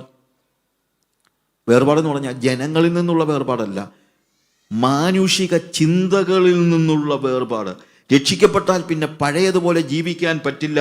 ഒരു പുതിയ ജീവിതം നീ ജീവിക്കണം. വക്രതയുള്ള ഈ തലമുറയിൽ നിന്ന് നീ രക്ഷിക്കപ്പെടണം. അതായത് മനുഷ്യരിൽ നിന്ന് വേർപെടാനല്ല, ഈ തലമുറയുടെ ചിന്താഗതികളിൽ നിന്ന് നീ വേർപെടണം. ഈ ജനത്തോട് ഇന്നത്തെ തലമുറയുടെ പ്രത്യേകത, ഇന്നത്തെ തലമുറ ഒരു ക്രൂക്കഡ് ജനറേഷനാണ്. ഇന്നത്തെ തലമുറ, അത് പിള്ളേരുടെ കാര്യം മാത്രമല്ല ഞാൻ പറയുന്നത്, പിള്ളേരും വലിയവരും എല്ലാം ക്രൂക്കഡ് ജനറേഷൻ, വക്രതയുള്ള തലമുറ. ഈ തലമുറയുടെ കാഴ്ചപ്പാട്, വില കൊടുക്കേണ്ടതിന് അവർ വില കൊടുക്കുന്നില്ല. ദൈവികമായ ചിന്താഗതിയുടെ വിപരീത നിലയിലാണ് അവർ ജീവിക്കുന്നത്. ഈ വക്രതയുള്ള എന്നുള്ള വാക്കിൻ്റെ അർത്ഥം ഞാൻ ഒന്ന് പഠിക്കാനായിട്ട് നോക്കിയപ്പോഴത്തേക്ക് ശരിക്കും അവിടെ പറഞ്ഞിരിക്കുന്നത് തലയും കുത്തി നടക്കുന്ന ജനത എന്ന് പറയുന്നതിന് തുല്യമാണ്. തലയും കുത്തി നടക്കുന്ന, തല കുത്തി നടന്നാൽ നേരെ നിൽക്കുന്നവൻ തലയും കുത്തി നിൽക്കുകയാണെന്ന് അവൻ്റെ ചിന്ത. അതായത് അവരുടെ കാഴ്ചപ്പാട് തന്നെ ഡിഫറൻ്റാണ്. വില കൊടുക്കേണ്ടതിന് അവർ വില കൊടുക്കുന്നില്ല. അവർക്ക് വിലയുള്ളത് ലൗകികതയാണ്, പണമാണ്, പഠിത്തമാണ്, മറ്റുള്ള എല്ലാ രീതിയിലും വക്രതയുള്ള ഒരു തലമുറ. വില നേരെ തിരിച്ചിട്ടിരിക്കുക. പണ്ട് നമ്മൾ ഈ കടകളിലൊക്കെ സാധനത്തിൻ്റെ മുകളിൽ സ്റ്റിക്കർ, ഇപ്പോഴാണല്ലോ ബാർകോഡൊക്കെ വരുന്നത്, പണ്ട് ഒരു സ്റ്റിക്കർ ഒട്ടിക്കുമായിരുന്നു. സ്റ്റിക്കറിൽ വില എഴുതി വെക്കും. ഒരു അടിപൊളി ഒരു ചെറുക്കൻ ഒരു വലിയ കടയിൽ കയറിയിട്ട് സ്റ്റിക്കറെല്ലാം മാറ്റിയെടുത്ത് ഒട്ടിച്ചു. ഫ്രിഡ്ജിൻ്റെ സ്റ്റിക്കർ എടുത്ത് സേഫ്റ്റി പിന്നിൽ ഒട്ടിച്ചു, സേഫ്റ്റി പിന്നിൻ്റെ സ്റ്റിക്കർ എടുത്ത് വാഷിംഗ് മെഷീനിൽ ഒട്ടിച്ചു. അപ്പോൾ നോക്കിയപ്പോഴത്തേക്ക് വാഷിംഗ് മെഷീന് 3 രൂപ, പെൻസിലിന് 12,500 രൂപ. ഇതുപോലെ സ്റ്റിക്കർ മാറ്റി ഒട്ടിച്ച ഒരു സമൂഹമായി വന്നിരിക്കുകയാണ് ഇന്നത്തെ തലമുറ. അവര് ദൈവികമായ കാര്യത്തിനൊന്നും വില കാണുന്നില്ല, ആത്മീയതയ്ക്ക് വിലയില്ല, വസ്തുക്കളാണ് മനസ്സിൽ. മാനുഷിക ബന്ധങ്ങൾക്ക് പോലും യാതൊരു രീതിയിലും മാനുഷിക ബന്ധങ്ങൾക്ക് പോലും വിലയില്ലാത്തതായ ഒരു തലമുറ. സ്വന്തം അപ്പനെയും അമ്മയും പോലും സ്നേഹിക്കുന്നില്ല എന്നുള്ളതാണ്. അവർക്ക് അതിനുള്ള നേരമില്ല. ഇപ്പോഴത്തെ പിള്ളേരുടെയൊക്കെ പ്രത്യേകത, എനിക്കറിയാവുന്ന ഒരു family, basically she was an engineer. അപ്പനും ജോലിക്കാരനാണ്. മക്കളെ പഠിപ്പിച്ചു. മക്കളെ പഠിപ്പിക്കേണ്ടത് കൊണ്ട് എഞ്ചിനീയർ ആയിരുന്ന ഈ സ്ത്രീ ജോലി രാജിവെച്ച് ഈ മക്കൾക്ക് വേണ്ടി ജീവിച്ചു. ഭർത്താവിന് ജോലിയുണ്ട്, അതുകൊണ്ട് അവരിങ്ങനെ ജീവിച്ചു. എന്നിട്ട് ഈ പിള്ളേർ 2 പേരും പഠിച്ച് നേരെ അവർ യൂറോപ്പിൽ കുടിയേറി. അപ്പോൾ അമ്മ ഒരു പ്രാവശ്യം പറഞ്ഞു, അല്ല ഞാനും നിങ്ങളുടെ അടുത്തോട്ട് വരുന്നു. അതിനെന്താ, അമ്മ വന്നാട്ടെ എന്ന് പറഞ്ഞു. അമ്മ വന്ന് മൂത്ത ചെറുക്കൻ്റെ അടുത്ത് ചെന്നെന്ന് അവൻ്റെ കൂടെ താമസിക്കാമെന്ന് ചിന്തിച്ചു. അവിടെ ചെന്നപ്പോൾ പറഞ്ഞു, അവൻ്റെ കൂടെ വണ്ടിയെ കയറി ഇവൻ നേരെ ഒരു ഹോട്ടലിൽ കൊണ്ട് നിർത്തി പറഞ്ഞു, മാം, I have booked a room for you. You can stay here. I will pay everything. Okay? You are free. ഇവളെന്ത് ചെയ്തു? അനിയനെ വിളിച്ചു. എടാ, നിന്റെ ചേട്ടൻ എന്നെ ഇവിടെ കൊണ്ടിട്ടിരിക്കുകയാടാ. What is wrong in that mamma? ചേട്ടന് ഒത്തിരി പണിയുള്ളതല്ലേ? അമ്മയെ നോക്കാൻ ഇപ്പം ചേട്ടന് നേരമുണ്ടോ? Only you stay there. ഞാൻ നടന്ന സംഭവമാണ് പറഞ്ഞത്. നടന്ന സംഭവം അറിയാവുന്നതാണ്. നടന്ന സംഭവം. വിലയില്ല മാനുഷിക ബന്ധങ്ങൾ. സ്വന്തം അപ്പനും അമ്മയും തമ്മിലുള്ള ബന്ധത്തിന് പോലും വിലയില്ല. അയൽക്കാർ തമ്മിലുള്ള ബന്ധമൊക്കെ പോട്ടെ, ഭാര്യയും ഭർത്താവും തമ്മിലുള്ള ബന്ധത്തിന് പോലും വിലയില്ല. ഈ കഴിഞ്ഞ ദിവസം ഞാനൊരു റീൽ കണ്ടു. ഞാൻ അങ്ങനെ കാണുന്നതല്ല, എങ്ങനെയോ ആരോ എനിക്കൊന്ന് അയച്ചു തന്നതാണ്. ആ റീലിനകത്ത് കല്യാണം കഴിഞ്ഞിങ്ങോട്ട് വന്ന ഭാര്യയും ഭർത്താവും അവരിങ്ങനെ സോഫായിലോട്ട് കയറി അങ്ങോട്ട് ഇരുന്ന് കഴിഞ്ഞിട്ട് എണീറ്റ് നിന്ന് 2 പേരും കൈകളൊക്കെ കെട്ടിപ്പിടിച്ച് നിന്നിട്ട് പറയാണ്, honey, I tell you, I will be with you till V divorce. Till V dye എന്നൊക്കെ പറഞ്ഞുകൊണ്ടിരുന്ന കാലമൊക്കെ പോയി. മാനുഷിക ബന്ധങ്ങൾക്ക് വിലയില്ലാത്തത്. കാര്യം എന്നറിയാമോ? വക്രതയുള്ള ഒരു തലമുറ. അവനവൻ്റെ കാര്യമൊഴികെ മറ്റൊന്നും ചിന്തിക്കാത്ത. അതുകൊണ്ടാണ് അന്ത്യകാലത്ത് മനുഷ്യർ സ്വസ്നേഹികളും. നമ്മൾ 2 തിമോത്തി, ഞാൻ വാക്യങ്ങൾ വായിക്കുന്നില്ല, അന്ത്യകാലത്ത് മനുഷ്യർ സ്വസ്നേഹികൾ 3:1-5 നിങ്ങളൊന്ന് വായിക്കണം. സ്വസ്നേഹികൾ. അമ്മയപ്പന്മാർ നോക്ക്, എല്ലാം വായിച്ചു നോക്കിയാൽ അങ്ങനെ ഒരു കാലഘട്ടത്തിലേക്കല്ലേ ഇന്ന് വന്നിരിക്കുന്നത്. This is the last days. നിങ്ങൾ അതിൽ നിന്ന് സേവ് യുവർ സെൽഫ്. അതും ഒരു വലിയ അർത്ഥസമ്പൂർണമായ വാക്കാണ്. പാപത്തിൽ നിന്ന് ദൈവം നിങ്ങളെ രക്ഷിച്ചു. God saved you from your sins and now you need to save yourself from the world. പാപത്തിൽ നിന്ന് നിങ്ങളെ രക്ഷിച്ചു. ഈ ലോകത്തിൽ നിന്ന്, വക്രതയുള്ള ലോകത്തിൽ നിന്ന് നിങ്ങൾ നിങ്ങളെ തന്നെ രക്ഷിക്കണം. That is your responsibility. വേർപാടിൻ്റെ ഉപദേശം, അതിൻ്റെ പുറകെ പോകരുത്. വേർപാടിനെ കുറിച്ച് തന്നെ ഒരു 3 ദിവസത്തെ ബൈബിൾ ക്ലാസ് എടുക്കണം ഉള്ള സാധനമുണ്ട്. അതുപോലെ നമുക്ക് ആവശ്യമാണ്. അസംബ്ലീസ് ഓഫ് ഗോഡിൻ്റെ നാഷണൽ കോൺഫറൻസ് മൊസാംബിക്കിൽ നടന്നപ്പോൾ 3000 പാസ്റ്റേഴ്സ് ഉള്ള ഒരു കോൺഫറൻസാണ്.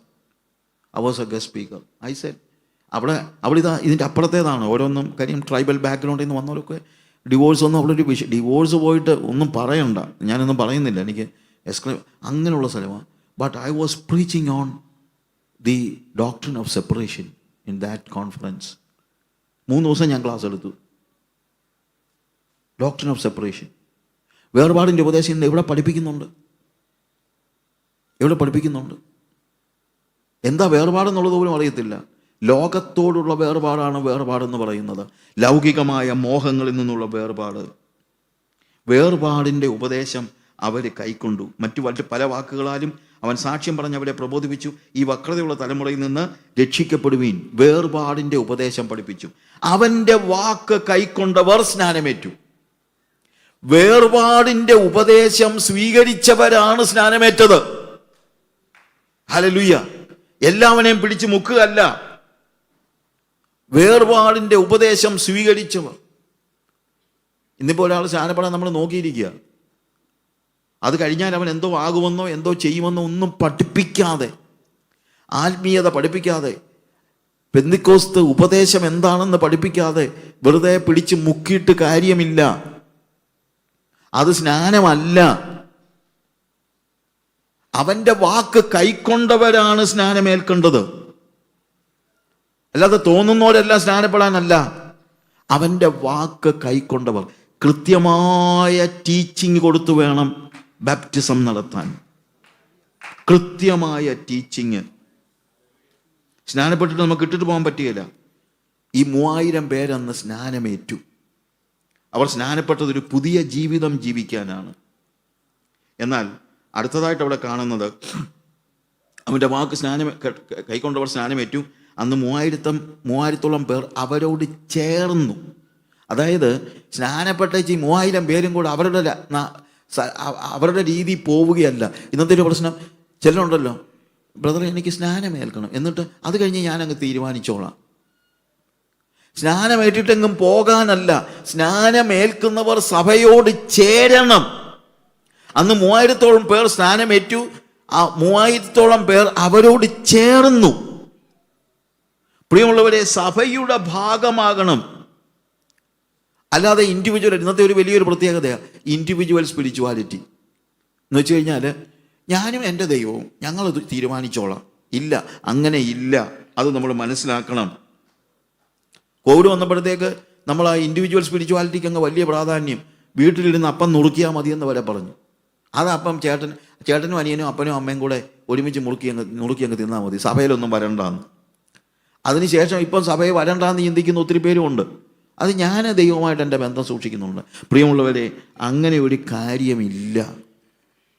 കൂട്ടായ്മ എന്ന് പറയുന്ന ബന്ധം വളരെ പ്രാധാന്യമുള്ളതാണ് എന്ന് നമ്മൾ മനസ്സിലാക്കണം. 1 യോഹന്നാൻ്റെ ലേഖനം 1-ാം അധ്യായം അതിൻ്റെ 3-4 വാക്യങ്ങൾ വായിക്കുമ്പോൾ അവിടെ നമ്മൾ കാണുന്നത്, ഞങ്ങൾ കണ്ടും കേട്ടുമുള്ളത് നിങ്ങൾക്ക് ഞങ്ങളോട് കൂട്ടായ്മ ഉണ്ടാകേണ്ടതിന് നിങ്ങളോടും അറിയിക്കുന്നു. ഞങ്ങളുടെ കൂട്ടായ്മയോ പിതാവിനോടും അവൻ്റെ പുത്രനായ യേശു ക്രിസ്തുവിനോടുമാകുന്നു. നമ്മുടെ സന്തോഷം പൂർണ്ണമാകുവാൻ ഞാനിത് നിങ്ങൾക്ക് എഴുതുന്നു.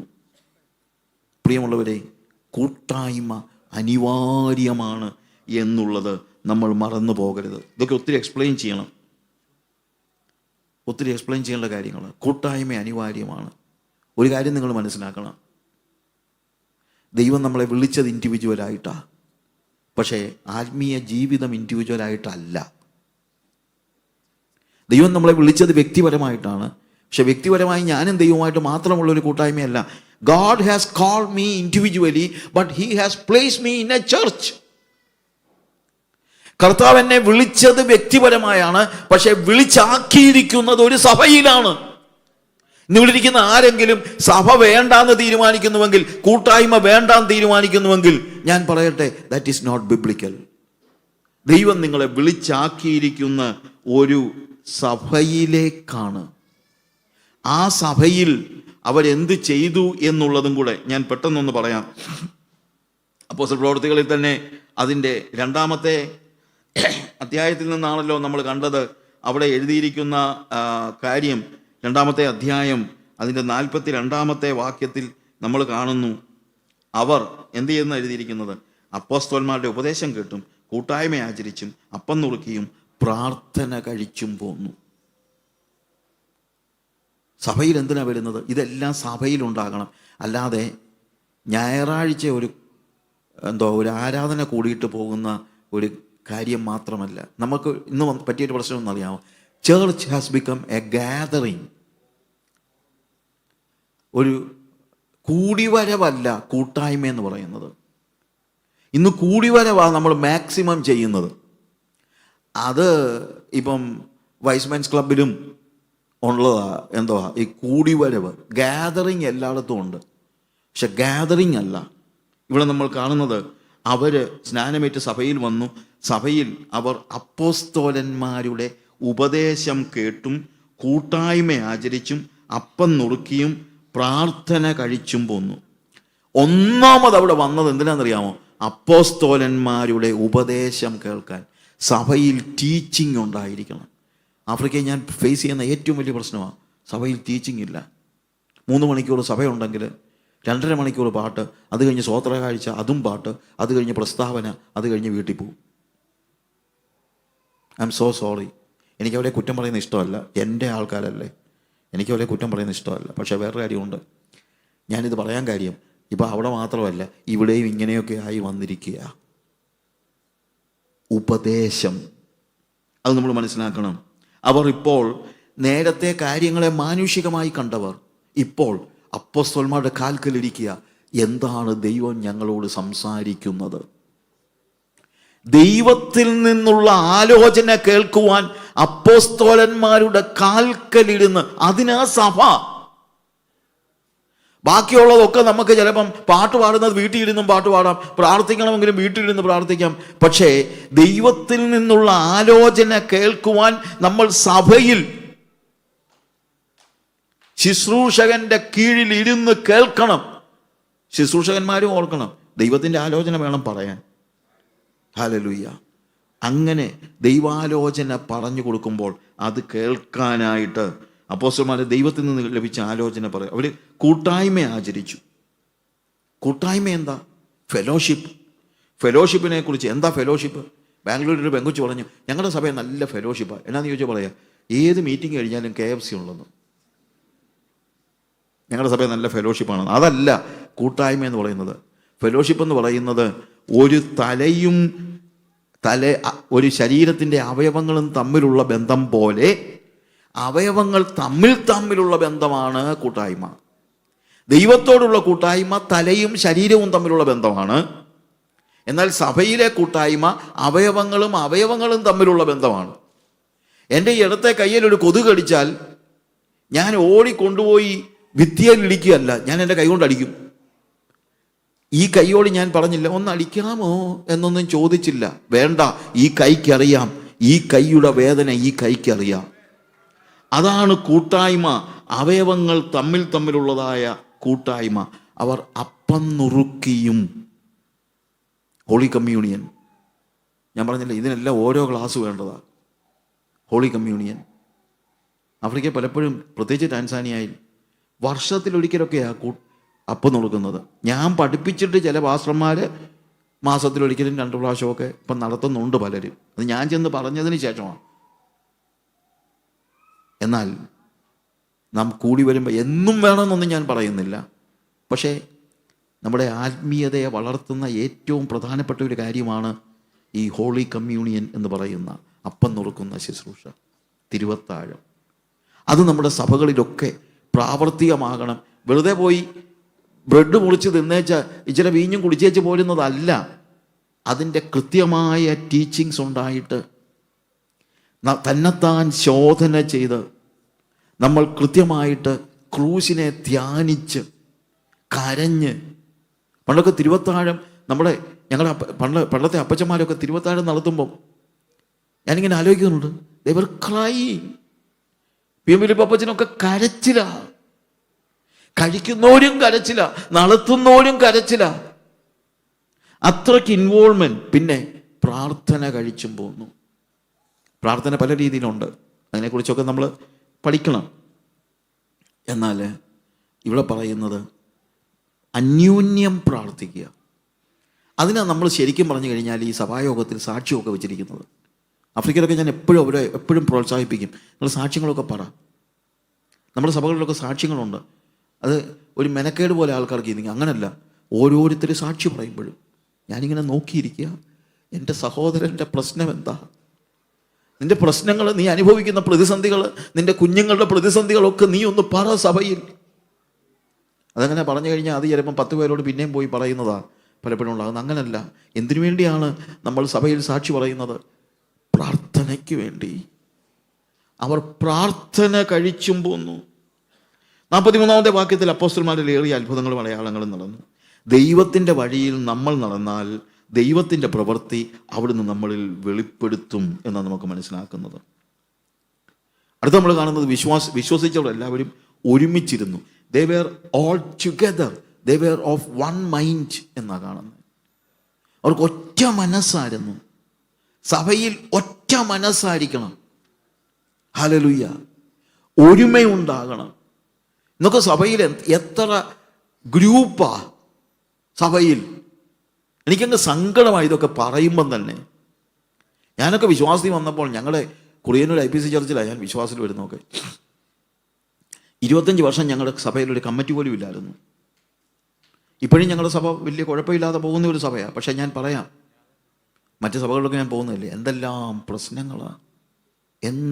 പ്രശ്നങ്ങളാണ്. ഒരമ്മച്ചി എൻ്റെ അടുത്ത് പറഞ്ഞു, മോനെ, പണ്ടൊക്കെ സഭായോഗത്തിന് പോകുന്നത് ഒരു ഉത്സവത്തിന് പോകുന്നത് പോലെ ഞായറാഴ്ചയാകാൻ നോക്കിയിരിക്കുക മക്കളെ. ഇപ്പം എനിക്ക് പേടിയാ, സഭായോഗം കഴിഞ്ഞ് വല്ല ജനറൽ ബോഡിയും ഉണ്ടെങ്കിലോ എന്നുള്ള പേടിയാണ്. ഞാൻ പറയട്ടെ, അല്ല, അവർ ഒരുമിച്ച് കൂടിയിരുന്നു, ഒരു മനസ്സോടെ. നമ്മുടെ സഭകൾ ഒരുമയുള്ള സഭകളാകണം. ഒരുമയുള്ള സഭകൾ എന്ന് തന്നെയല്ല, അവർ സകലതും പൊതുവക എന്ന് എണ്ണി. പെന്തിക്കോസ്തിന് മുമ്പ് അവർ പറഞ്ഞത് എൻ്റെ. ഇപ്പൊ പറയുന്നത് നമ്മുടേത്.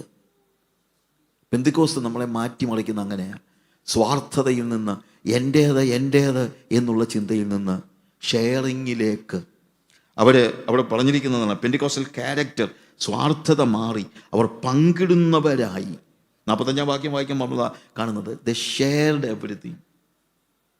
പെന്തിക്കോസ് നമ്മളെ പഠിപ്പിക്കുന്നത് പങ്കിടുവാനാണ്. എൻ്റെ സഭയിലെ വ്യക്തികളുടെ ആവശ്യങ്ങളൊക്കെ അറിഞ്ഞ്, അവരുടെ പിള്ളേർക്ക് പഠിക്കാൻ പൈസ ഇല്ലെങ്കിൽ ഞാനിവിടെ അറിയണം, അത് അറിഞ്ഞ് അവരെ സഹായിക്കുന്നത്. എൻ്റെ മിഷണറിമാരുടെ പ്രശ്നങ്ങൾ ഞാൻ അറിയണം. എൻ്റെ കൂടെ വർക്ക് ചെയ്യുന്നവരുടെ പ്രശ്നങ്ങൾ ഞാൻ അറിയണം. എൻ്റെ സഭയിലെ സാധാരണക്കാരായ ആളുകളുടെ പ്രതിസന്ധികൾ അവർ പറയാതെ ഞാൻ അറിയണം. ചിലപ്പോൾ അവരവരുടെ അഭിമാനത്തിന് ചിലപ്പോൾ പറഞ്ഞില്ലെന്നിരിക്കും, പക്ഷെ നമ്മൾ അറിയണം. അങ്ങനെ പങ്കിടുന്ന അവർ ഒരുമനപ്പെട്ട് ഒരുമിച്ച് കൂടി അവർ 47-ാം വാക്യത്തിൽ അവർ ദൈവത്തെ സ്തുതിക്കുകയും pricing God. That is very essential. പ്രാർത്ഥന വേണം, പക്ഷേ കർത്താവിന് നന്ദി കരേറ്റുന്ന പ്രൈസുകൾ സകല ജനത്തിൻ്റെയും കൃപ അനുഭവിക്കുകയും ചെയ്തു. കർത്താവ് രക്ഷിക്കപ്പെടുന്നവരെ ദിനം പ്രതി സഭയോട് ചേർത്തുകൊണ്ടിരുന്നു. കർത്താവ് ചേർത്തുകൊണ്ടിരുന്നെന്നാണ് പറയുന്നത്. സംഘടനയിൽ ചേർക്കാൻ ഇഷ്ടംപോലെ ആളുകൾ കാണും, പക്ഷെ സഭയിൽ ചേർക്കുന്നത് കർത്താവാണ്. അത് നമ്മൾ മനസ്സിലാക്കണം. രക്ഷിക്കപ്പെടുന്നവരെ സഭയോട് ചേർത്തുകൊണ്ടിരുന്നു. ഞാൻ എൻ്റെ വാക്കുകൾ ഇവിടെ അവസാനിപ്പിക്കുക പ്രിയമുള്ളവരെ. നമ്മൾ മനസ്സിലായല്ലോ പെന്തിക്കോസ്ത് എത്ര വ്യത്യസ്തമാണെന്ന് നമ്മൾ മനസ്സിലാക്കി. അങ്ങനെ ഒരു അനുഭവം നമുക്കെല്ലാവർക്കും ഉണ്ടാകട്ടെ. ആ പെന്തിക്കോസ്തിൻ്റെ അനുഭവം. ഒരു നിമിഷം കണ്ണുകൾ അടയ്ക്കാം. കർത്താവെ, പെന്തിക്കോസ്തിനെ കുറിച്ച് പഠിക്കുവാൻ ഞങ്ങൾക്കിടയായി. വെറും പഠനമായിട്ട് ഇത് അവസാനിക്കുവാനല്ല, ആ പെന്തിക്കോസ്ത് അനുഭവിക്കുവാൻ നീ ഞങ്ങളെ ഒരുക്കണമേ കർത്താവെ. ആ പെന്തിക്കോസ്തിൻ്റെ ശക്തി, ആ പെന്തിക്കോസ്തിൻ്റെ സ്വഭാവം ഞങ്ങളിലേക്ക് വ്യാപിക്കട്ടെ. ദൈവത്തിൻ്റെ പരിശുദ്ധാത്മാവ് ഞങ്ങളെ നയിക്കുമാറാകട്ടെ. യേശുവിൻ്റെ നാമത്തിൽ തന്നെ ആമേൻ.